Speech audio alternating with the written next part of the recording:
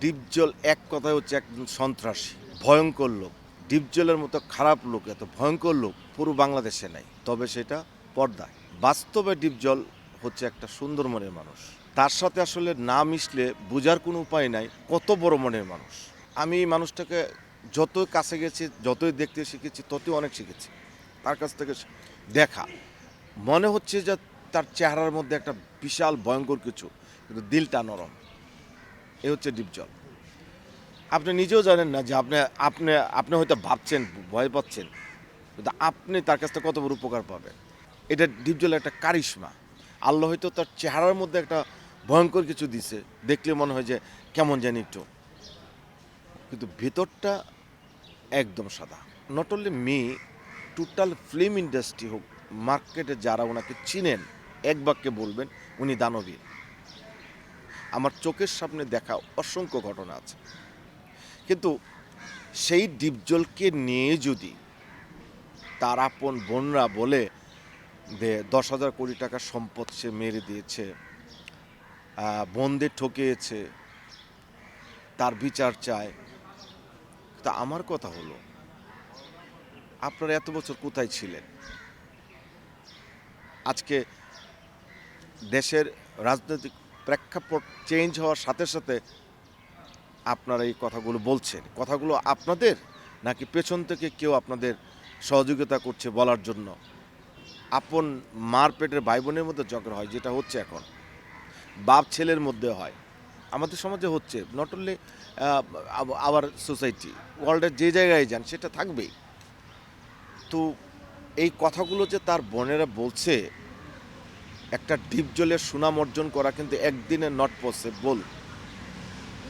তার একটা বর্ণাঢ্য কেরিয়ার চলে গেছে, কিন্তু আজকে তার আপন বোন হয়ে যেভাবে তার নামে অপপ্রচার করছে, এইটা খুবই দুঃখজনক।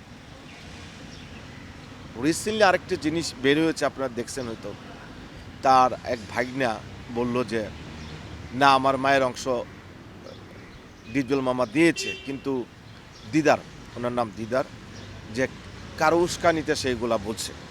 এর মানে একটা প্রমাণ কিন্তু পেয়ে গেল মানুষ যে তারই এক বোনের ছেলে বলছে যে এটা আসলে ঠিক না।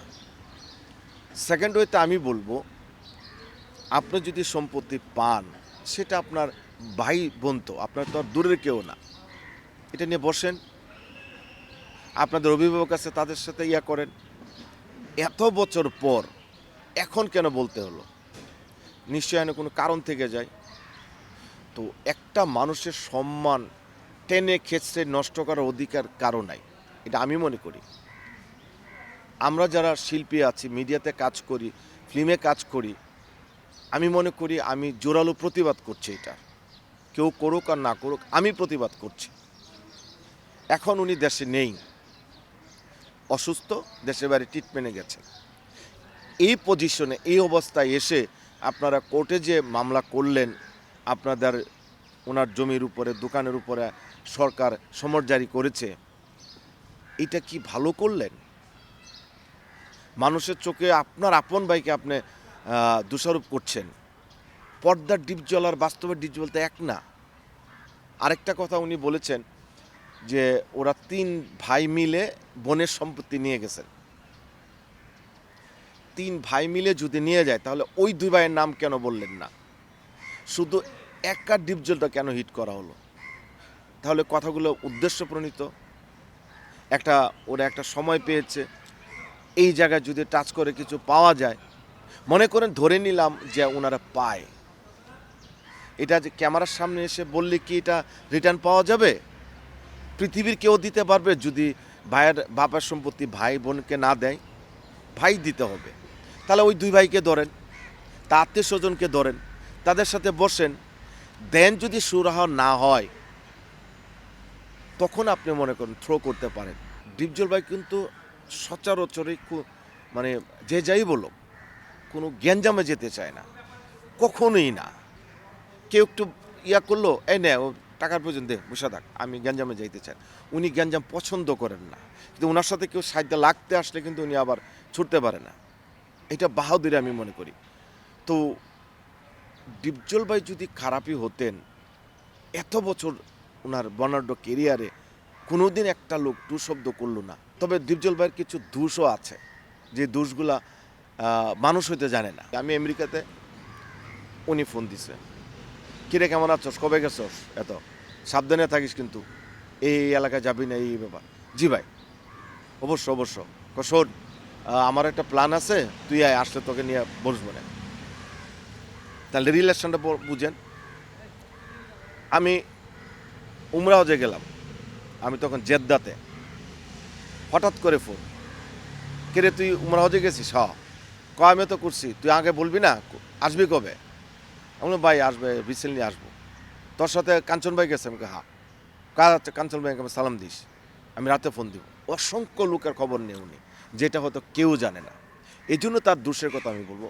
দোষের এক নম্বর দোষ হচ্ছে সে মানুষকে অন্ধবিশ্বাস করে। এই অন্ধবিশ্বাসে তার ক্ষতি হচ্ছে বেশি, কিন্তু ক্ষতিটা সে মেনে নেয়। এই মেনে নিতে নিতে তার অনেক সমস্যার সামনে এসে দাঁড়ায়।